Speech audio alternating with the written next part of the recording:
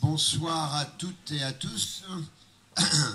Moi, je pourrais vous raconter le souvenir du premier numéro de Drawing Now. Je ne l'ai pas vu. Comme ça, au moins, je n'ai rien à vous dire. Sinon que nous sommes heureux d'avoir rassemblé donc Bernard Jordan, la galerie Jordan, donc, qui est immédiatement à ma droite, Claudine Papillon, dont on vient d'évoquer le souvenir, Christian Berst, Émilie Auvert, qui est la directrice de la galerie Jean Fournier, et qui ne l'est que depuis 3 ans, donc qui antérieurement avait des fonctions successivement de critique d'art indépendant et de conservateur, je ne me trompe pas, j'espère, et Jean-Claude Mosconi, qu'on a présenté, Christine Fall a présenté. Alors, il ne s'agit pas de faire un bilan de 10 ans, mais de se faire aussi un peu plaisir et puis de réfléchir un petit peu à ce qu'est devenu ce salon depuis que Christine Fall l'a mis en œuvre en 2007. Je rappelle que 3 ans nomades, puis 4 ans au Carrousel du Louvre et 3 ans donc maintenant ici au Carreau du Temple. Chaque fois, le salon était l'occasion aussi d'une exposition qu'on a l'habitude de dire être l'exposition culturelle au sein d'une foire commerciale. Les 3 premières années étaient l'accueil de collectionneurs privés, Antoine de Galbert, la Fondation Salomon, puis la collection Agnès B. Je suis arrivé personnellement comme directeur artistique en 2010 au Carrousel du Louvre, date à laquelle d'ailleurs on a appelé le salon du dessin contemporain Drawing Now, pour lui donner un appel d'air un peu international. Successivement, l'expo culturelle a été Histoire de Carnet, puis 3 fois le musée imaginaire de Pierre Cornette de Saint-Cyr, de Catherine Millet, de Jean Deloisy et de l'équipe du Palais de Tokyo. Lorsqu'on est arrivé ici au Carreau du Temple en 2014, comme on venait d'un lieu où il y avait quand même 85 galeries, on s'était développé sur le Carreau et l'espace Comines à 5 minutes à pied, mais peut-être trop loin. C'est là où j'avais fait une exposition culturelle sur le thème du street art avec Jacques Villeglé et Lek et Sowat, 2 artistes du street art. L'an dernier, 2014, l'actualité nous avait entraîné à faire une exposition consacrée au dessin engagé. Et cette année, l'exposition Now is Our Future rend hommage à ceux qui nous accompagnent depuis le début et qui sont les membres du comité de sélection, puisque c'est un comité de sélection dans lequel aucune galerie ne figure, qui est amené chaque année à éplucher les dossiers des candidatures des galeries pour arriver finalement à déterminer quelles sont celles qui vont participer à l'aventure. Donc voilà, c'était pour rappeler un petit peu le fonctionnement. L'occasion des 10 ans, vous le savez, est l'occasion de beaucoup d'événements. Je ne vais pas tous les rappeler parce que ça ferait trop informatif. Là, je vais me tourner vers Claudine. Absolument, Claudine. Prends le micro, voilà. Écoute, voilà, 10 ans, donc, du Salon du Dessin. Quelle est ta première réflexion ? D'être toujours très heureuse d'être là, parce que ça reste un des salons qu'on aime vraiment faire. Faut dire qu'il est à 3 minutes de la galerie, c'est déjà un avantage désormais. Qu'il a quand même beaucoup progressé en qualité. Là, cette année, je suis très heureuse de voir nombre de galeries étrangères aussi, qu'on n'avait peut-être pas tant vu les autres années, bien que je dois avouer que je n'ai pas encore fait vraiment le tour du salon, mais il m'a semblé quand même qu'il y avait une présence de galeries allemandes et étrangères. Il y a un focus sur l'Allemagne, voilà, particulièrement mis. J'ai remarqué. J'en suis contente. Voilà, non, moi, je trouve que c'est un salon vraiment... la première édition, j'avais tout de suite été amusée et heureuse de constater que des gens venaient regarder ce salon avec curiosité, venant souvent du salon du dessin classique, oui, et découvrant que en matière d'art contemporain, on dessine aussi. j'avais un peu l'impression que c'était une découverte pour pas mal de gens et qu'il y avait des dessins de grande qualité. Et voilà, donc c'était très très agréable. Parce que ça continue toujours, je dis, dans ce salon-là, les gens regardent. On voit beaucoup moins de gens ne faire que les allées que dans d'autres salons. Les gens, s'ils veulent voir quelque chose, il faut généralement qu'ils s'approchent un tant soit peu et qu'ils mettent le nez dessus. Donc c'est une autre relation pour ça entre les objets proposés et les regardeurs. Et les regardeurs. Christian, disons toi de même, puisque vous êtes tous, et vous étiez tous à la première version. Alors toi c'est particulier, puisque tu nous proposes une matière, on va dire graphique, qui est adossée, enfin qui est plus qu'adossée, qui est l'art brut.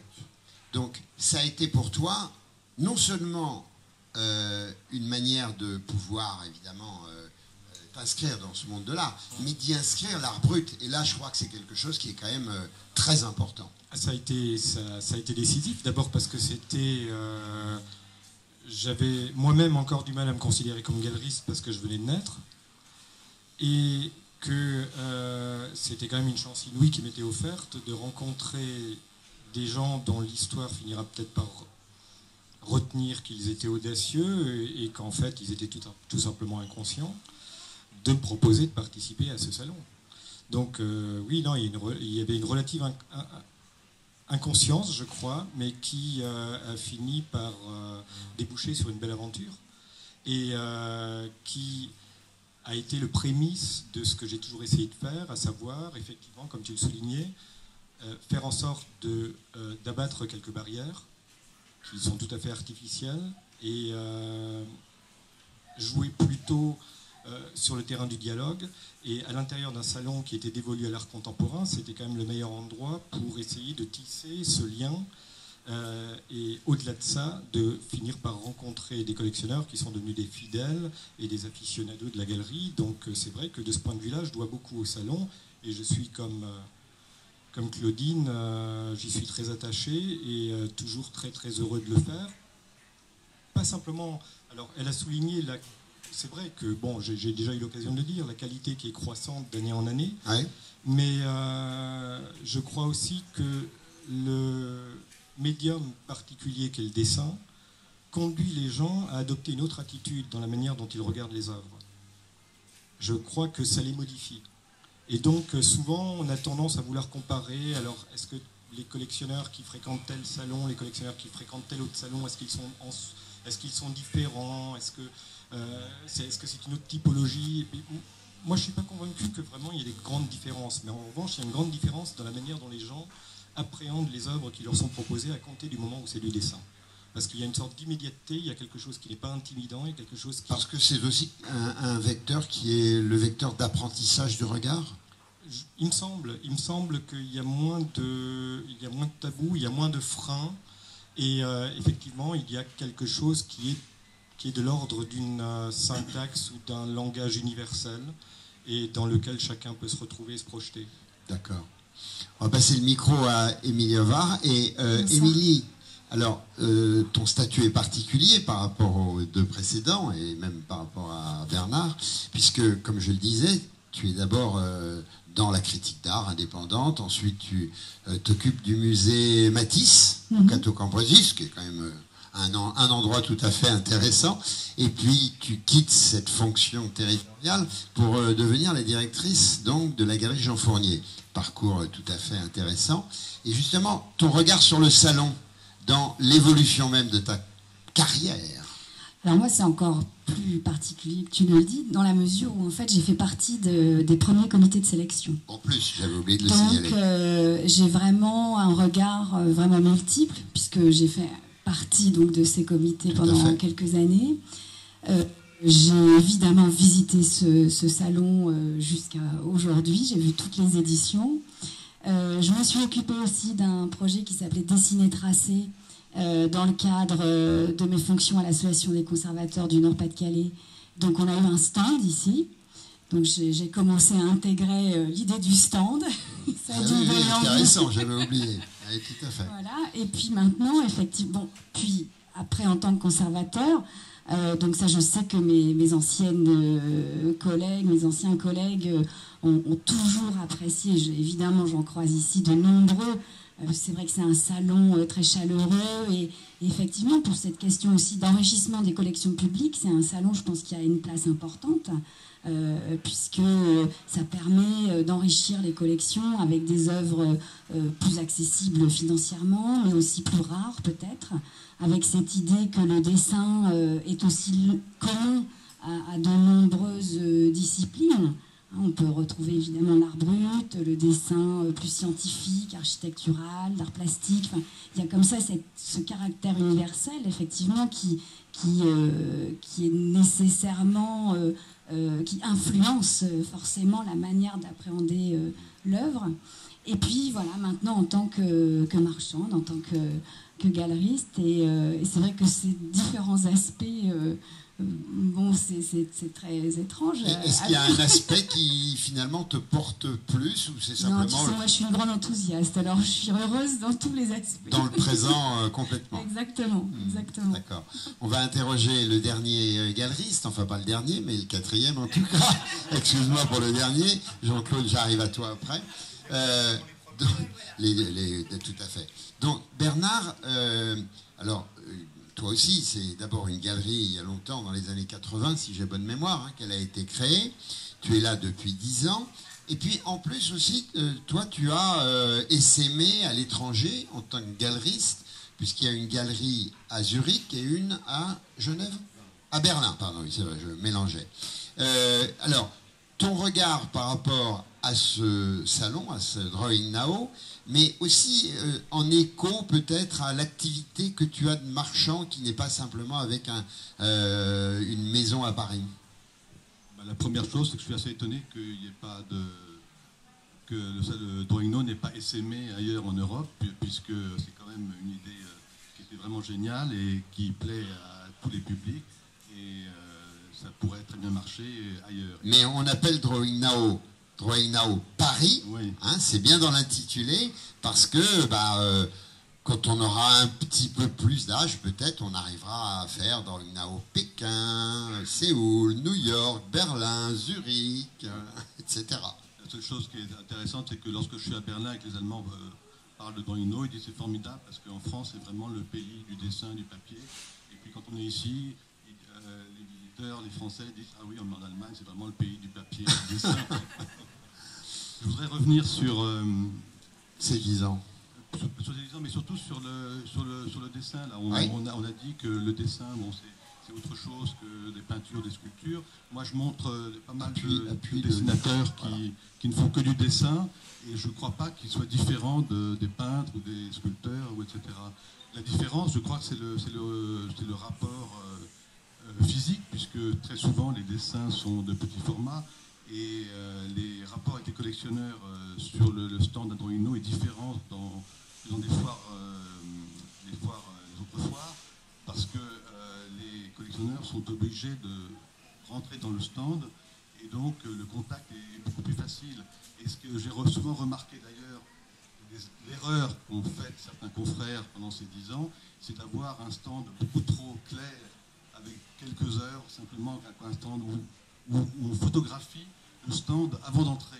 Ce qui fait que les gens pensent, comme dans les grandes foires, ils passent devant, ils photographient et puis ils vont voir autre chose. Alors que justement, il faut attirer le collectionneur, le passant qui vient avec aussi une mentalité un peu de chineur. D'accord. C'est vrai que tu as toujours le soin d'un stand qui est très fourni. Je montre...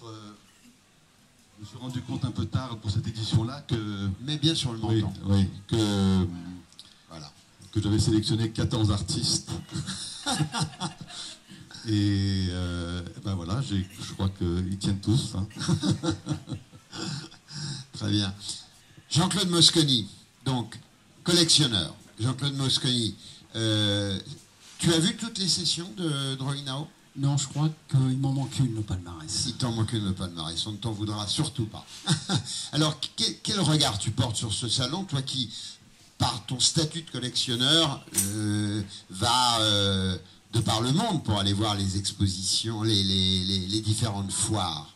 Comment tu qualifierais, comment tu dirais la spécificité de Drawing Now, en dehors du dessin, bien sûr? Oui, alors je pense qu'il y a une proximité extraordinaire pour le collectionneur avec les galeries. Vous parliez de la dimension de la galerie, des rapports qu'on peut avoir avec les œuvres, etc. Je pense que la première chose par rapport aux autres grands salons, autres que le dessin, c'est qu'il y a une proximité, une très grande sensibilité avec les galeries. Ça, c'est indéniable. En plus, rentrer dans une galerie où il n'y a que des dessins, enfin, sur un salon comme ça, pour un collectionneur, c'est vraiment le début d'une collection, c'est-à-dire on forme son œil au travers du dessin. La première étape d'une formation, c'est le dessin.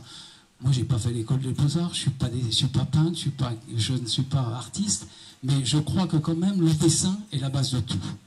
Et Drawing Now apporte cette possibilité de se former, et le regard. Et je vois aussi au travers du club, quand le club de peinture que je dirige, des gens viennent sur ce club et n'ont pas une idée bien précise de l'art contemporain. Les amener tout de suite à Drawing Now pour leur permettre de franchir cette première étape, ça ouvre des portes très très rapidement. Et je pense que c'est une très belle chose, et je suis d'accord avec vous, je trouve que c'est vraiment dommageable que Drawing Now, ça soit seulement à Paris. Parce que moi qui vis à l'étranger, je pense que ça apporterait beaucoup. Entre autres en Italie, ça serait très très bien. Voilà, voilà très bonne idée, il faut que tu l'organises. Non, ça c'est pas mon métier. Est-ce que dans la pérégrination que tu as l'occasion de faire pour aller regarder l'art, tu as vu d'autres salons de dessin? Non, il y en a qu'un que je connais, un autre que je connais, qui est toujours en France, c'est parce que j'appartiens au comité de direction de la Fondation Guerlain, donc je connais le dessin classique, donc où ils exposent, oui, où il y a le prix de la Fondation Guerlain. Le salon du dessin à la Bourse, qui se tient en même temps que le nôtre. C'est autre chose. C'est autre chose. C'est complètement autre chose. Là, vraiment, vous initiez les gens qui veulent rentrer dans le monde de l'art contemporain, avant de les emmener tout de suite voir des huiles, des choses importantes, etc. Là, vous les formez. Vous formez leur regard. Ça, c'est le premier point. Le deuxième point, c'est la proximité avec les galeries. C'est très, très important pour un collectionneur. D'abord parce que vous avez des tuyaux. On vous donne, on vous explique, on vous laisse présager quels sont les artistes qui ont à devenir, comment ils travaillent. Il y a une proximité que vous n'avez pas dans les grands salons, parce que ça se passe autrement. Ça se passe vraiment autrement. Tu veux dire par là que finalement, tu viens ici à Drawing Now avec cette idée peut-être de découvrir plus que dans d'autres structures? Absolument, ça c'est clair. Je découvre des artistes qui font du dessin, que je retrouverai peut-être après à l'Armory Show ou ailleurs dans quelques années, et qui feront de la peinture. Mais au départ, je découvre des jeunes magnifiques ici. Magnifique. Alors je vais rebondir en interrogeant Claudine. Claudine, est-ce que dans la façon dont tu participes à Drawing Now, c'est pour toi un lieu, entre guillemets, de promotion et voire de lancement d'un jeune artiste que tu ferais, que tu intégrerais dans ton équipe? Le système de focus que vous avez mis en place est très intéressant. Ça nous permet effectivement... je n'ai pas toujours montré les très jeunes, mais cette année, je montre justement une très jeune artiste qui s'exprime par la sculpture et par le dessin. Moi, je suis une galerie où il y a beaucoup de dessins. Oui. Beaucoup d'artistes pratiquent le dessin chez moi parce que je suis justement très attaché au dessin. C'est sûrement une des raisons pour laquelle j'ai fait ce salon depuis le début. C'est-à-dire que je ne pouvais pas manquer ce rendez-vous qui consacre le dessin comme... d'une manière tout à fait exceptionnelle, c'est en montrant que c'est là que naissent les choses.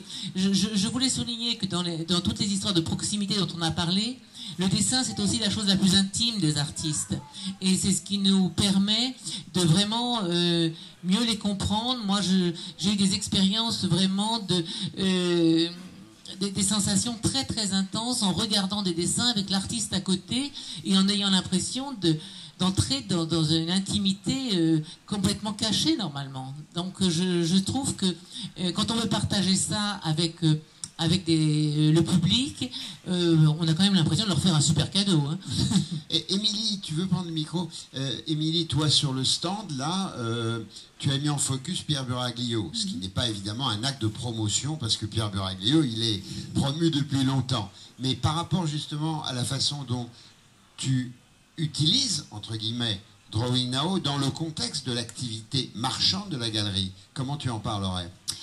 Par exemple, cette année, on a présenté des dessins de Fabienne Gaston-Dreyfus, qui est la dernière artiste à être rentrée dans la galerie. Et vous avez déjà fait une exposition d'elle? On n'a pas encore fait d'exposition d'elle. Ça veut dire que c'est une espèce de galop d'essai? Exactement, et ça marche très bien.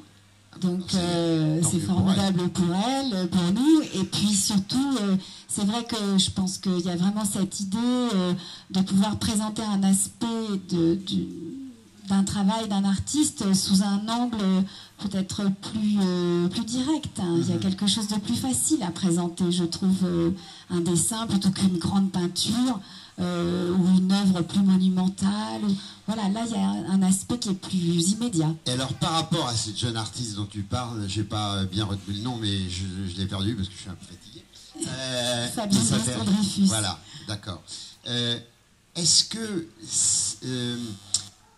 la façon dont la perception va être faite par le public peut éventuellement modifier ou entraîner, non pas ensuite l'abandon de l'artiste, parce que ce serait excessif, bien sûr que c'est pas comme ça, mais qu'est-ce que tu en as attendu exactement, le fait de la montrer, là? Là, en l'occurrence, c'était le cas aussi pour Christophe Robe l'année dernière, ça oriente aussi la manière dont on construit la première exposition personnelle à la galerie. Moi, je pense. En quel sens? Dans le sens où on a pu, pendant 5 jours, présenter le travail de l'artiste, en parler, voir à quoi les personnes réagissaient le plus.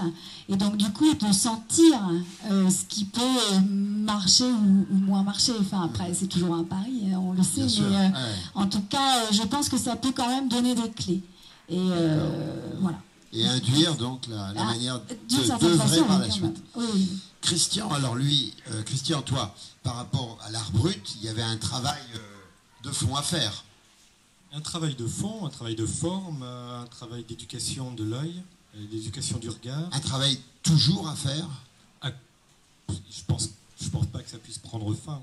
Parce que la particularité de ce que je montre, déjà, il faut essayer de faire comprendre aux gens à l'intérieur de quel champ on opère. Voilà. Donc la première chose. Ensuite, la deuxième chose, c'est que la majeure partie des artistes que je montre, ne sont pas sur les radars. Dans le sens où l'art brut contemporain, le travail étant très peu fait, il y a très peu de galeries au monde qui le défendent, ça reste quand même un travail assez ingrat. Donc, il y a très peu d'artistes qui présentent des références avant de participer à la foire. Donc, le cas de figure qui consiste à lancer quelqu'un lors de Drawing Now, je m'y trouve confronté plusieurs fois à chaque édition. C'est très exceptionnel que, dans le cadre du parcours Master Now, il nous a été demandé de sortir des pièces plus importantes. Donc, c'est pour ça que j'ai sorti une pièce de Guo Fengyi, qui, pour ceux qui ont fait la Biennale de Venise il y a 2 ans, l'auront peut-être reconnu, ce qui n'est même pas certain, parce que les pièces qui ont été montrées à la Biennale de Venise étaient des pièces beaucoup plus récentes. Et là, je voulais montrer une de ses premières œuvres. Donc, ça me paraissait important aussi. Donc, ça permettait non seulement de tracer une filiation, mais d'avoir une artiste, on va dire, à pédigré. Mais dans la majeure partie des cas, ce sont des découvertes. Et si j'ajoute à ça que, de toute façon, l'essentiel du travail repose toujours sur moi, ce qui est assez différent d'un artiste de métier qui n'est pas nécessairement issu d'une école, mais en revanche va essayer d'assurer ou d'accompagner son marchand dans sa propre promotion, va être plus ou moins mondain, plus ou moins présent, plus ou moins assidu à envoyer des dossiers à des instances légitimantes, etc., etc. Dans mon cas, ça n'est jamais le cas. Jamais les artistes d'art brut avec lesquels tu travailles ne sont présents lors de leurs expositions? Ça peut arriver, mais je veux dire, ça n'est pas suffisant pour dire qu'ils effectuent un travail d'autopromotion. Oui, tu vois, d'accord. Dire la seule présence. Tandis que je vois bien, comme je suis quand même ami avec beaucoup des galeristes qui exposent ici, j'ai appris à comprendre effectivement comment fonctionnait la relation du galeriste et de l'artiste, et très souvent l'artiste est un agent actif de sa promotion. Chez moi, ça n'arrive jamais, jamais. Donc ça veut dire que tout le travail qui est fait repose effectivement sur la galerie. D'accord. Bernard. Oui, pardon, vas-y, bien sûr. Juste ajouter que, par exemple, les artistes de la galerie Fournier, en fait, sont tous présents physiquement sur le stand pendant 5 jours. C'est-à-dire qu'il n'y en a pas un qui manquerait ça, même s'ils n'ont pas de dessin nécessairement exposé, puisqu'on ne peut pas exposer tout le monde. Ça signifie quoi, ce que tu dis là? Ça signifie... Il y a une espèce... Non, mais... C'est une corvée. Ça signifie... Non, mais ça signifie simplement que les artistes eux-mêmes... Vous me faites dire ce que j'avais pas envie de dire. Mais non, ce que je veux dire, c'est que ils sont attentifs et assidus à ce salon, au-delà même de leur propre intérêt. Mais enfin, c'est pas possible. Bernard, dis-nous toi comment, comme je le disais un peu maladroitement, tu utilises le salon, tu utilises Drawing Now pour potentiellement promouvoir ou non, ou développer la reconnaissance d'un artiste. Ah bah oui, bien sûr, oui. Et comment tu t'y prends? Comme je montre en général pas mal d'artistes sur le salon, c'est vrai. Donc je teste en fait, je montre des artistes que pour la première fois, je montre des artistes que je ne montre pas encore à la galerie et que je pourrais montrer ou ne pas montrer plus tard. D'accord. Et puis j'essaie aussi de montrer des artistes que je peux montrer à Zurich ou à Berlin. Oui, justement, dans le jeu de relations. Et dans ce jeu-là, c'est très intéressant parce que ce soit à Zurich, à Berlin ou n'importe où, il y a toujours des scènes locales qui sont en fait, d'artistes qui n'exposent que dans leur pays respectif, oui, et qui ne s'exportent pas. Et donc la raison, c'est difficile à dire, c'est parce que il y a des artistes qui ne passent pas à l'étranger parce que le regard est différent, la mentalité, et il y en a d'autres qui passent parce qu'il y a quelque chose qui fonctionne. Et là, je vois par exemple avec Nana Mayer, qui est une artiste qui avait jamais exposé en France avant, le courant est tout de suite passé. Alors que d'autres, que je trouve aussi intéressants, il n'y a aucune réaction. Et ça, c'est très difficile d'expliquer pourquoi. Pour des artistes qui sont très réputés dans leur pays respectif. Et par rapport à l'artiste en focus, compte tenu justement de ces 3 galeries, Berlin, Zurich et Paris, comment tu organises au regard de tous ces artistes donc, avec lesquels tu travailles, parce que je pense que ça fait un nombre encore plus important, le choix du focus, il est gouverné par quoi? Il est souvent gouverné par une actualité, c'est-à-dire je peux imaginer que lorsqu'un artiste a plusieurs expositions dans des institutions, musées, et qu'il a pas mal de choses qui se passent autour de lui, je me dis c'est le moment de le présenter parce qu'il a déjà créé une synergie, il a déjà été un peu vu. René Lévy a eu sa première grande exposition de dessin il y a 2-3 ans au FRAC Bretagne. J'avais jamais présenté de dessin d'elle à Paris, et là c'était vraiment l'occasion, alors que d'habitude à la galerie, c'est une des rares artistes dont je présente plutôt les travaux de peinture, puisque la plupart des artistes que je montre là sur Drawing Now sont des artistes qui ne font que du dessin. D'accord.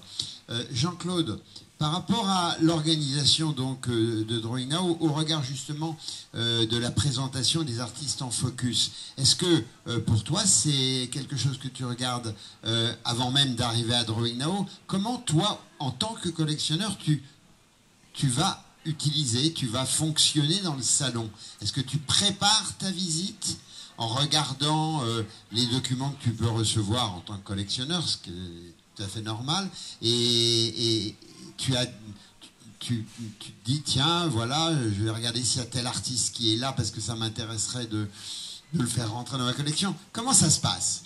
Oui, ou alors c'est totalement intuitif, tu rentres en disant, tiens, il y a des lumières, je rentre et je vais voir. Non. Le collectionneur, il a son réseau aussi. Il a son réseau aussi. Il a son réseau d'information. Il a ses rapports plutôt amicaux avec les galeries. C'est sollicitation des galeries. Oui, enfin, pas toujours. Normal, hein. Il y a des galeries qui peuvent m'appeler en me précisant, tu devrais, ça s'est d'ailleurs passé aujourd'hui, tu devrais aller sur ce stand. C'est pas le leur. Donc c'est des choses intéressantes. Les artistes me parlent beaucoup. Les artistes me disent, on expose. vendredi, on a eu un dîner à la maison avec un artiste qui m'a recommandé toute une série de galeries à aller voir. Il n'est pas du tout concerné. Pas du tout concerné. Il n'est pas sur ces galeries. Bon, c'est éminemment important pour moi, parce que ce sont des gens que je ne connais pas forcément, et c'est des découvertes souvent. Après, j'aime ou j'aime pas, je rentre dans le sujet ou je ne rentre pas dans le sujet, mais les artistes ont un rôle prépondérant. Moi, toute ma carrière de collectionneur a été basée avec mes rapports avec les artistes. C'est eux qui m'ont fait rentrer dans ce monde-là.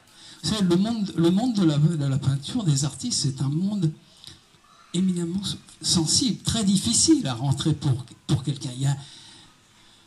Ça me rappelle le monde du sport de haut niveau. Ils sont tellement sollicités qu'ils sont très attentifs. Ils font très attention. Et puis, ils ont une sensibilité extrême. Donc moi, je dois dire que je ne serais pas collectionneur si je n'avais pas connu un artiste à Paris qui m'a pris par la main. Tu peux le citer peut-être, non? Oui, en plus il est dans la salle. Alors, allons-y, ça lui rendra hommage. Ça a été l'élève, et maintenant c'est plus l'élève, mais c'est un grand artiste, c'est Alberto Comte, qui était l'élève d'Olivier Debray. C'est vrai que Olivier a été l'homme qui m'a amené. J'étais à des années-lumière de ce... Olivier Debray, hein? Oui, Olivier Debray, et Alberto après a pris le relais. C'est eux qui m'ont amené à l'art contemporain. Parce que j'ai été élevé dans un milieu qui était très très éloigné, un milieu d'ouvriers, où je n'avais aucun rapport avec la culture. La culture m'est apparue sur le tard. Je devais avoir 30 ou 35 ans.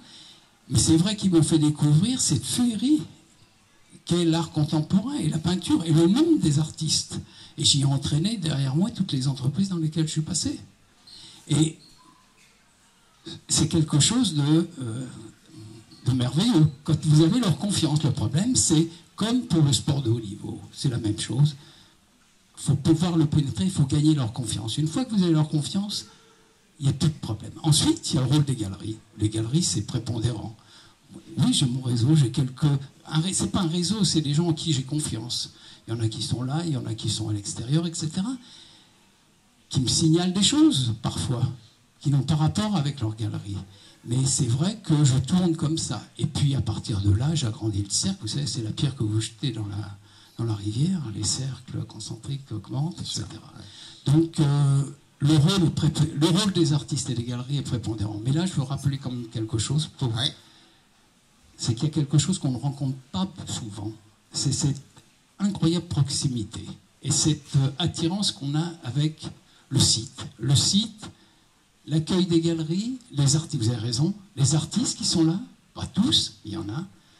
Ça, je crois que c'est quelque chose que vous avez beaucoup de mal à rencontrer dans les grandes foires. Les grandes foires, vous n'y allez pas pour ça.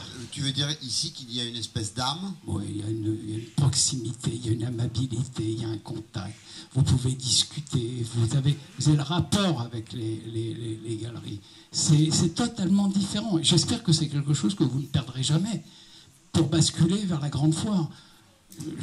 C'est pas négatif ce que je vais dire, mais ça n'a rien à voir avec la FIAC. Je pense qu'on conservera toujours ce format. Ça n'a rien à voir avec Armand Richaud, ça n'a rien à voir avec Fries, ça n'a rien à voir avec Bâle. C'est un autre monde. Voilà. Et alors, Christian ou Émilie ou Claudine, je voudrais quand même aborder la question du marché. Parce que c'est quand même le nerf de la guerre, la question du marché. Comment vous avez vu l'une, l'autre, comment vous avez vu évoluer le marché du dessin?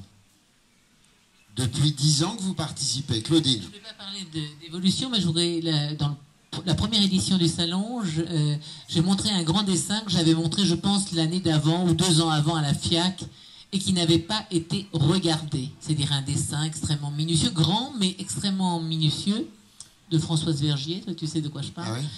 Et je dois dire qu'à la FIAC, il avait vraiment été... je l'ai mis dans ce salon, dans cet immeuble pourri, comme disait Christine tout à l'heure. Et je l'ai vendu immédiatement. C'est-à-dire qu'il y avait donc... dans les grandes foires...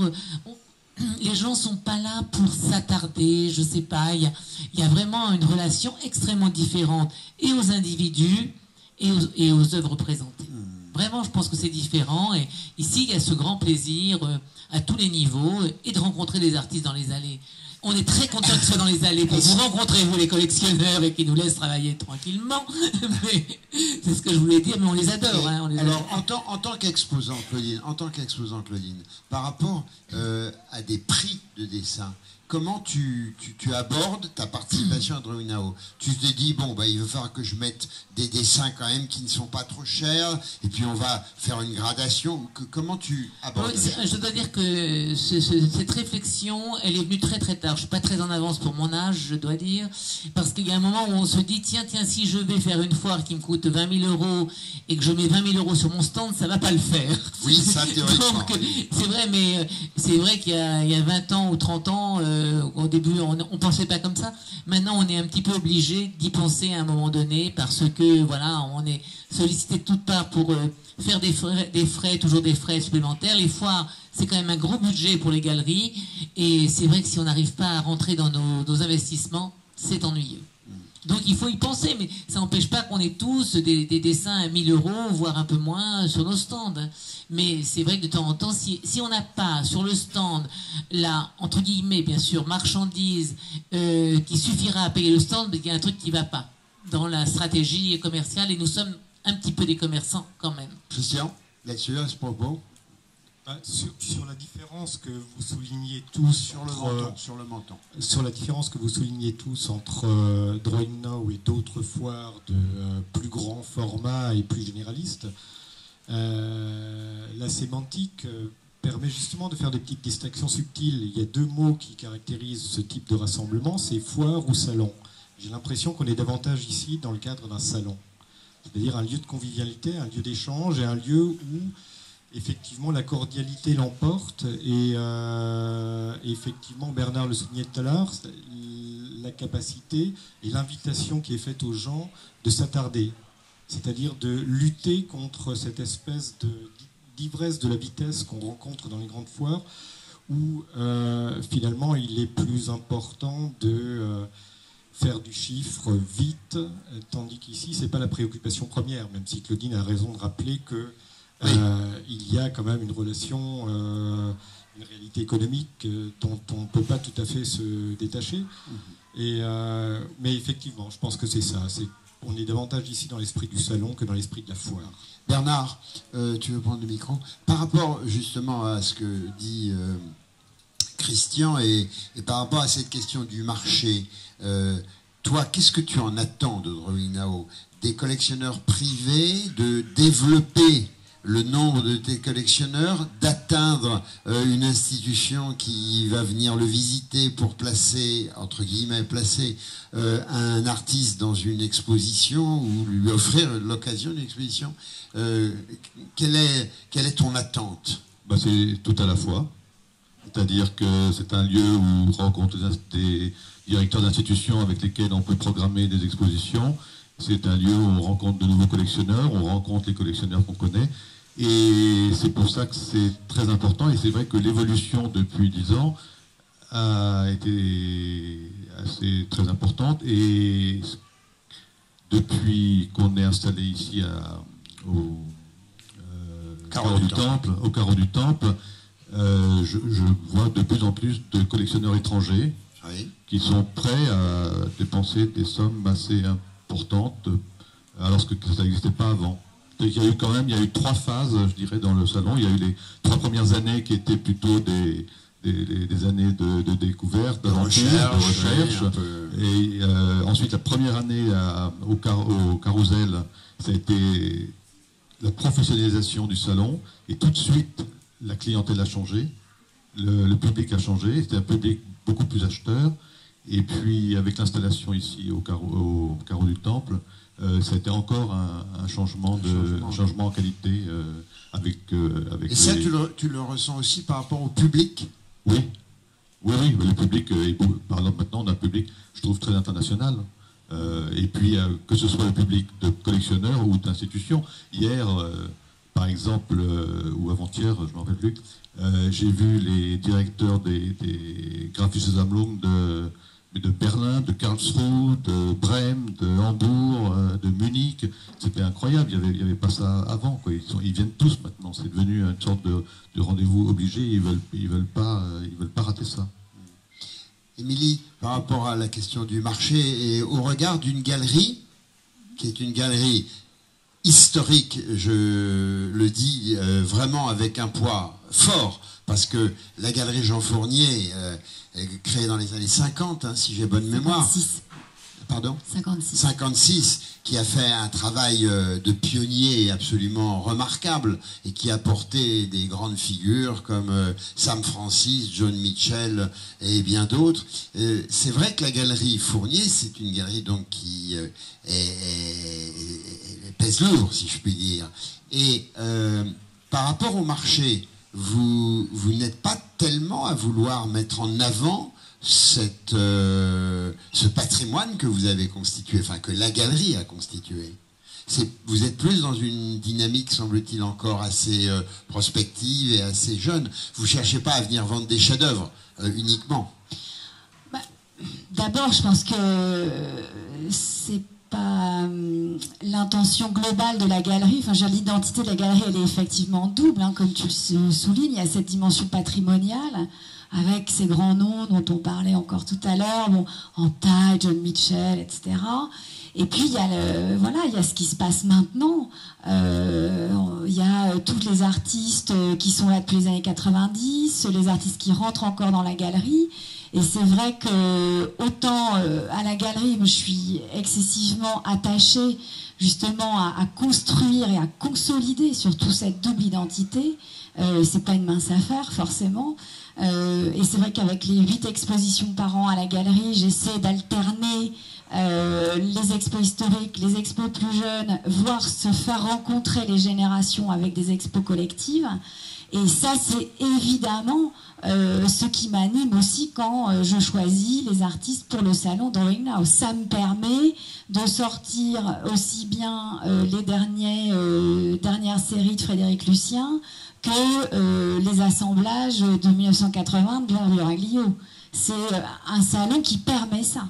Et ça, c'est fantastique parce que c'est tout à fait dans l'esprit de la galerie. Je n'ose parler, bien sûr, en mémoire de Jean Fournier. Je pense qu'il aurait aimé ce salon. Ça, c'est évident. Ah oui, c'est sûr. C'est certain aussi. Oui, bien sûr.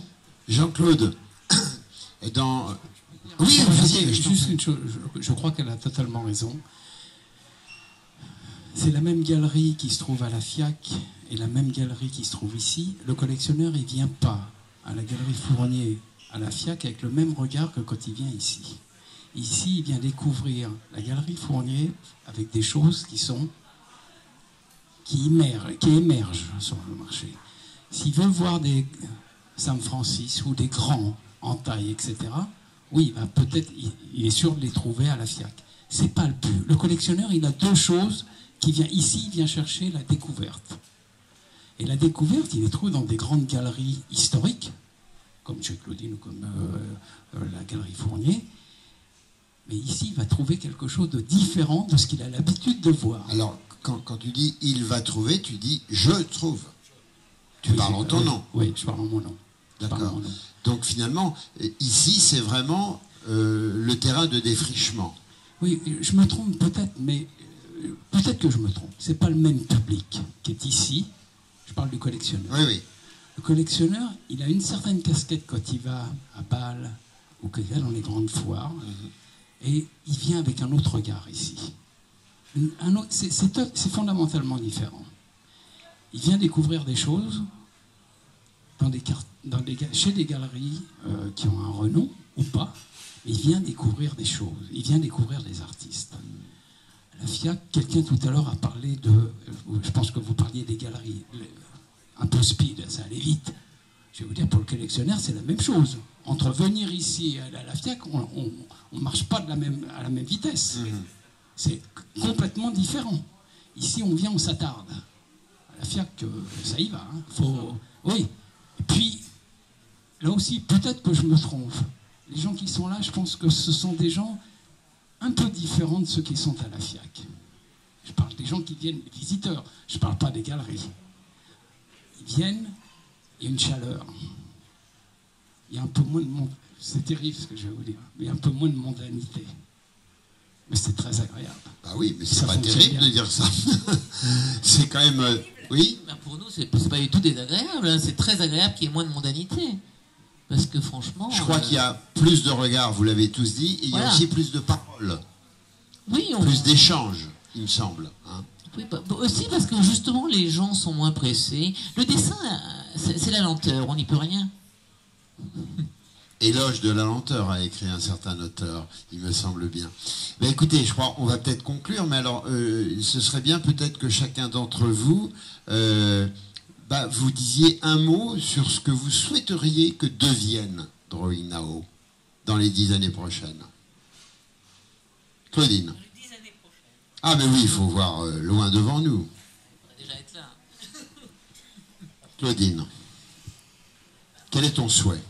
Moi, je souhaite que Drawing Now reste à cette échelle-là, quand même. Vraiment, je n'aurais pas trop envie que ça devienne un truc immense qui déménage ailleurs. Non, je trouve qu'ici, on est vraiment très, très bien. On n'a pas besoin de stand de 100 mètres carrés pour montrer du dessin. Donc, on est plutôt bien.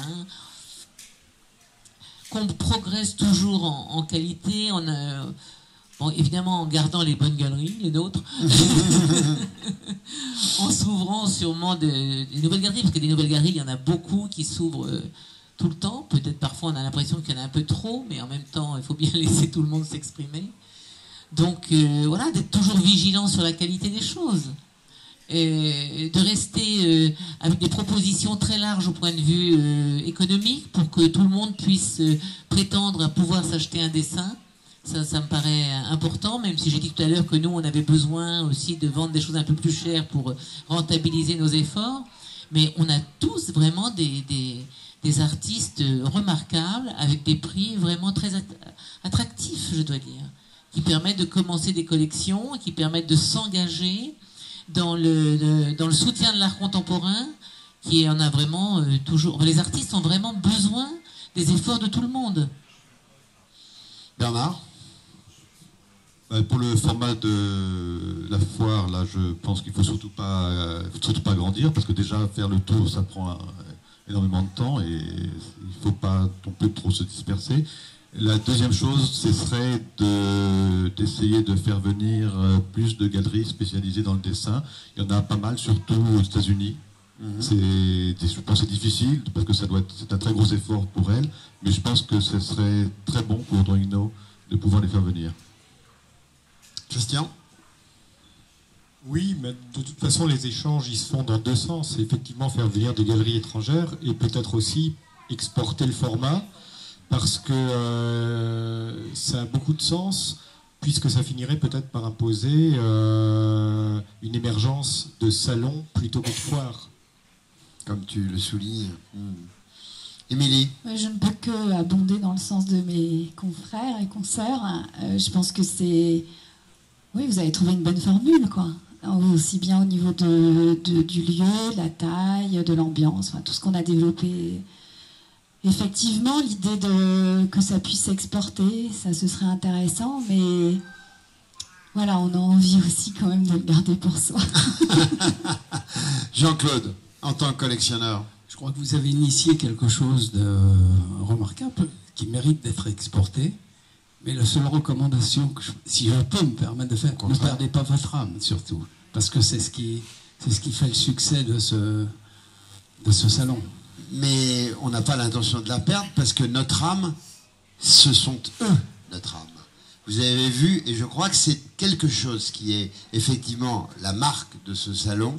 Je crois que c'est cette convivialité, cet échange, cette familiarité, je dirais presque, qu'il y a entre les galeristes, avec les collectionneurs, avec les artistes que vous avez magnifiquement exprimés.